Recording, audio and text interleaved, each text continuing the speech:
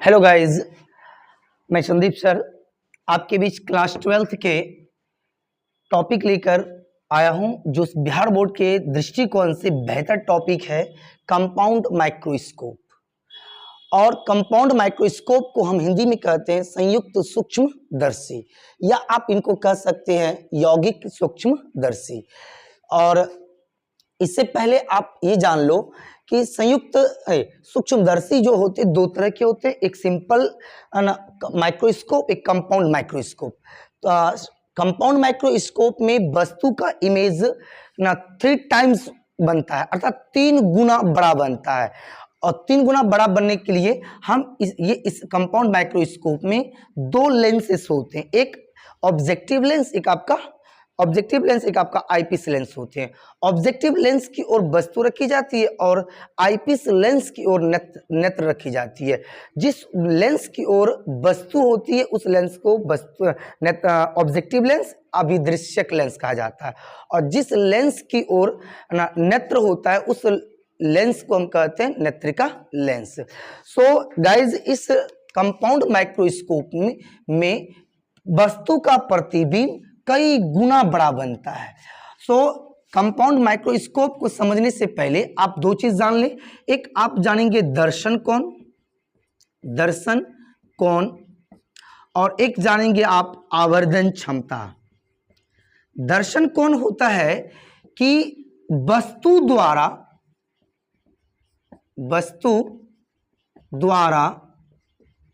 आंख पर बनाया गया कोण, वस्तु द्वारा बनाया गया कहां, आंख पर कोण को हम कहते हैं दर्शन कोण। और दूसरा बात है कि मैग्निफिकेशन पावर में, आवर्धन क्षमता में हम इसी को कहते हैं कोणीय आवर्धन।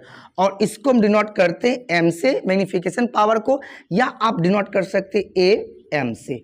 ए एम इजकल टू होता है बीटा बटे अल्फा, जहां बीटा जो है ना प्रतिबिंब द्वारा बनाया गया दर्शन कोण, और अल्फा जो है आपका वस्तु द्वारा बनाया गया दर्शन कोण। अर्थात प्रतिबिंब द्वारा बना दर्शन कोण को बीटा और वस्तु के द्वारा बनाया गया दर्शन कोण को अल्फा कहते हैं।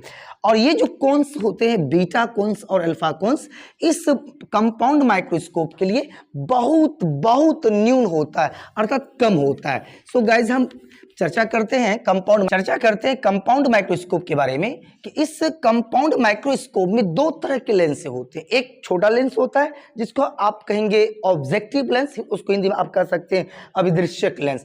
अभिदृश्यक लेंस होता है क्या, जिस लेंस की ओर वस्तु होती है उसे अभिदृश्यक लेंस कहा जाता है, और जिस लेंस की ओर नेत्र रखी जाती है उस लेंस को हम कहते हैं नेत्रिका लेंस कहते हैं, अर्थात आईपीस लेंस कहते हैं। तो गाइज देखेंगे आज कंपाउंड माइक्रोस्कोप के मैग्नीफाइंग पावर के बारे में। सबसे पहले हम एक लेंस लेंगे जिसे हम कहते हैं द्विउत्तल लेंस, या आप इसको हाँ, तो इसमें जो है इसको हम कह सकते हैं द्विउत्तल लेंस, या आप इसको उभय उत्तल लेंस कह सकते हैं। जिस लेंस का दोनों तल उभय हो या उत्तल हो उसे द्विउत्तल लेंस कहा जाता है। चलिए, इस लेंस को हम कहते हैं ऑब्जेक्टिव लेंस। और इसका मैग्नीफाइंग पावर जो है हमने मान लिया MO, मैग्निफिकेशन पावर को, अर्थात इस ऑब्जेक्टिव लेंस का जो मैग्निफिकेशन पावर है हमने क्या माना, MO। और इस लेंस का ये जो है आपका एपरेचर ऑफ लेंस, आप इनको कह सकती हैं लेंस का द्वारक। उसके पश्चात इनसे कुछ दूरियों पर एक लेंस होता है जिनका लेंथ होता है L लेंथ की लंबाई, L लेंथ की दूरी पर एक दूसरा लेंस रखी जाती है जिसको हम कहते हैं आईपीस लेंस। और आईपीस लेंस का जो द्वारक होता है वो बड़ा होता है।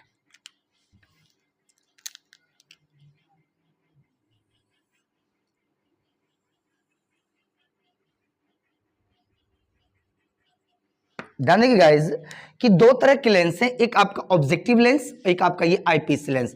ऑब्जेक्टिव लेंस का द्वारक एपर्चर जो होता है बहुत छोटा होता है और आईपीस लेंस का जो द्वारक होता है वह आपका बहुत बड़ा होता है। तो आप याद रख लेंगे कि ऑब्जेक्टिव के लिए भी कि कंपाउंड माइक्रोस्कोप में ऑब्जेक्टिव लेंस का द्वारक छोटा होता है और आईपीस लेंस का द्वारक बड़ा होता है। हम इसका नाम रख देते हैं आईपीस लेंस और इसका मैग्नीफाइंग पावर ME हमने लिख लिया। अब इनको इसकी नली की लंबाई हम कह सकते हैं प्रिंसिपल एक्सिस और इस प्रिंसिपल एक्सिस को हमने मान ला O और इसको O डैश। फिर से गाइस जानेंगे कि कंपाउंड माइक्रोस्कोप में दो तरह के लेंस होते हैं, एक होता है ऑब्जेक्टिव लेंस जिसको हम कहते हैं ऑब्जेक्टिव लेंस का एपर्चर जो होता है द्वारक ये छोटा होता है और आईपीस लेंस का जो द्वारक होता है वो आपका बहुत बड़ा होता है।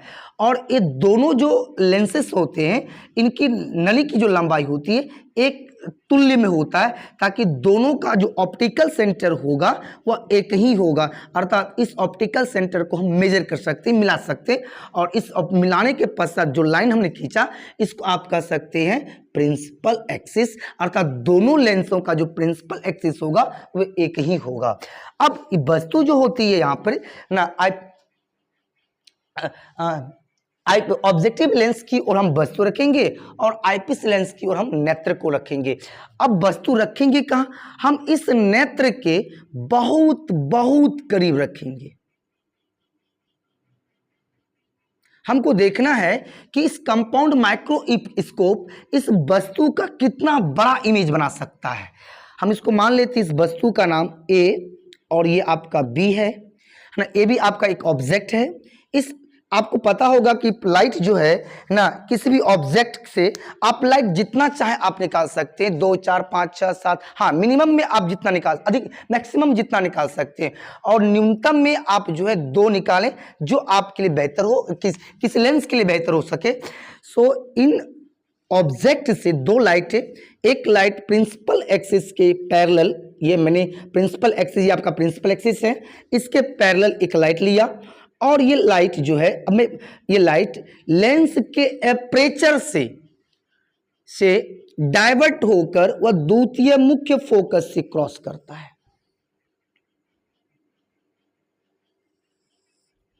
अर्थात ये जो लाइट ना डाइवर्ट हुआ है वह किस लेंस के कारण?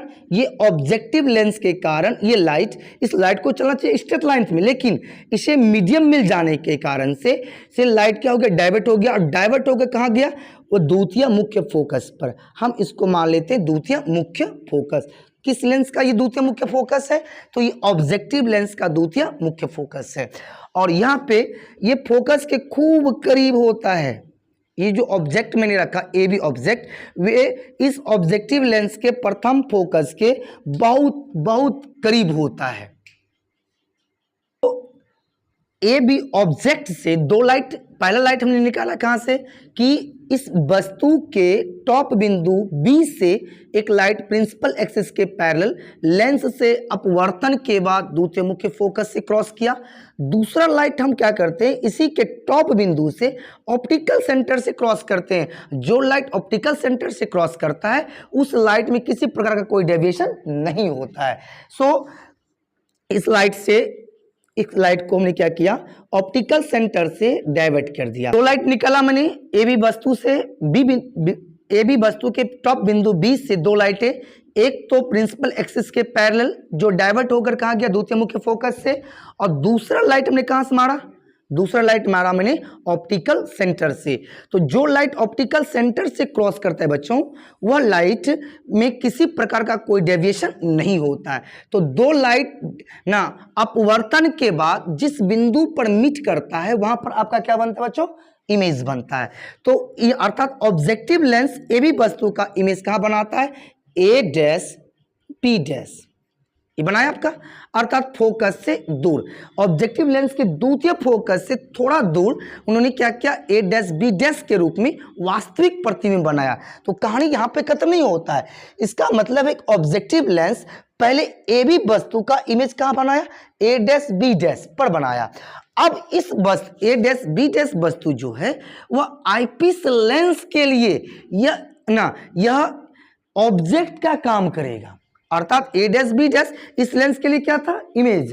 अब ए डैश बी डैश जो है वह आईपीस लेंस के लिए किसका काम करता है, करेगा, वह करेगा ऑब्जेक्ट का काम। अर्थात अब आईपीस लेंस के लिए ए डैश बी डैश वस्तु बन जाएगा और पुनः इस वस्तु के टॉप बिंदु से दो लाइटें, एक तो प्रिंसिपल एक्सिस के पैरेलल जाएगा, जो लाइट प्रिंसिपल एक्सिस के पैरेलल जाएगा वह लेंस से अपवर्तन के बाद द्वितीय मुख्य फोकस से क्रॉस कर जाएगा और यह द्वितीय मुख्य फोकस किसका होगा, आईपीस लेंस का। और दूसरा लाइट कहां से मार दे हम लोग, दूसरा लाइट मार देते ऑप्टिकल सेंटर से। ये दूसरा लाइट ऑप्टिकल सेंटर से। मैं यहाँ डायरेक्शन दे देता हूं ताकि आपको ये पता चले कि लाइट कहां से कहां ट्रेवल कर रहा है।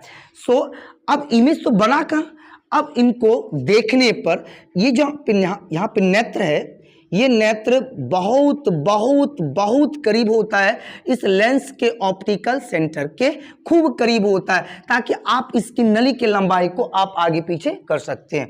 सो इनको देखने पर, बैक साइड चलने पर इनका इमेज जो है वह पीछे जाकर बहुत बड़ा बनेगा, है ना। वह किस रूप में, A double dash B double dash, ये आपका क्या हो गया, ये अंतिम प्रतिबिंब किसके द्वारा बना, आईपीस लेंस के द्वारा। अब बच्चों समझेंगे यहाँ पे पुनः कि कंपाउंड माइक्रोस्कोप करता क्या है। ये किसी छोटे वस्तुओं का इमेज कई गुना बड़ा करके बनाता है, अर्थात जिस कंपाउंड माइक्रोस्कोप में वस्तु को मैंने ए बी वस्तु रखा, इन वस्तु का इमेज ऑब्जेक्टिव लेंस ने ए डैश बी डैश के रूप में बनाया, पुनः ए डैश बी डैश वस्तु क्या किया, इस आईपीस लेंस के लिए वस्तु का काम किया और ये eyepiece lens A dash B dash वस्तु का प्रतिबिंब A double dash B double dash के रूप में बनाया। अब देखना क्या है कि दर्शन कोण मतलब विजुअल एंगल क्या होता है। विजुअल एंगल होता है वस्तु द्वारा आंख पर अंतरित कोण को दर्शन कोण कहते हैं। अब वस्तु क्या करेगा, कोई वस्तु, जो वस्तु आंख पर क्या करता हो ना, एंगल बनाता हो। जिससे मान लो ये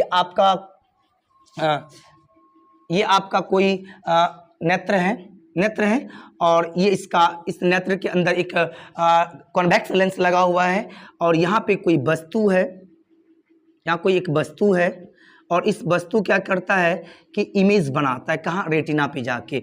सो वस्तु द्वारा आंख पर अंतरित कोण को हम कहते हैं क्या, दर्शन कोण। इसको हम आप अंग्रेजी में कह सकते हैं विजुअल एंगल। सो अब देखना है कि ऑब्जेक्टिव लेंस के पास जो है केवल ऑब्जेक्ट है, लेकिन आईपीस लेंस के पास क्या है, नेत्र है। तो इस नेत्र पर कौन बनेगा, तो ए बी वस्तु को हम उठाकर हम इसी इमेज के पास रख देते हैं जहां पर फाइनल इमेज बना हुआ है। हमने इस वस्तु ए बी को उठाकर हमने रख दिया कहां पर, जहां पे अंतिम प्रतिबिंब बना है और तब जाके इसका इमेज कहां बनेगा, आंख पर। तो वस्तु ये हो गया आपका वस्तु की ए और ये आपका बी, वस्तु द्वारा आंख पर अंतरित कोण, और ये हो गया प्रतिबिंब द्वारा आंख पर अंतरित कोण। प्रतिबिंब द्वारा बना कोण को बीटा से डिनोट कर सकते हैं और बीटा से, और वस्तु द्वारा आंख पर बने कोण को आप अल्फा से डिनोट कर सकते हैं। इसके रेशियो को हम कहते हैं मैग्नीफाइंग पावर। ठीक है, इसके रेशियो को क्या कहेंगे, मैग्नीफाइंग पावर।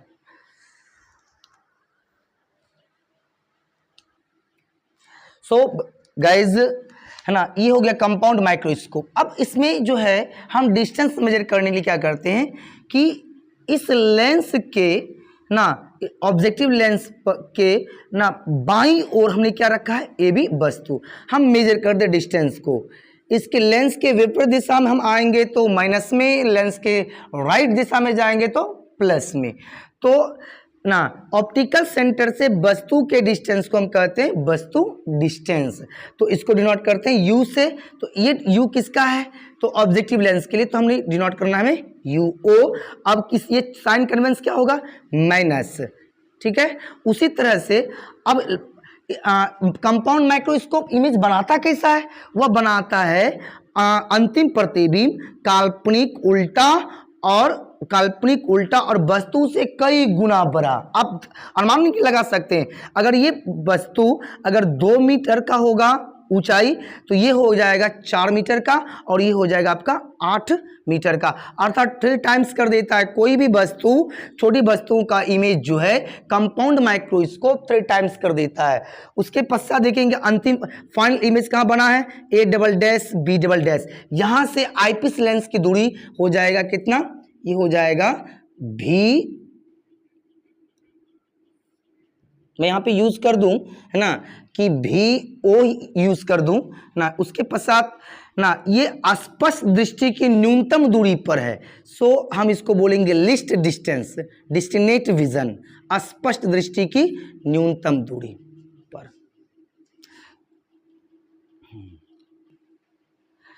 दोस्तों, अगर आपको अच्छा लगा हो ये वीडियो, तो ऐसे ऐसे वीडियो और देखने के लिए ना आप लाइक, सब्सक्राइब और कमेंट करें।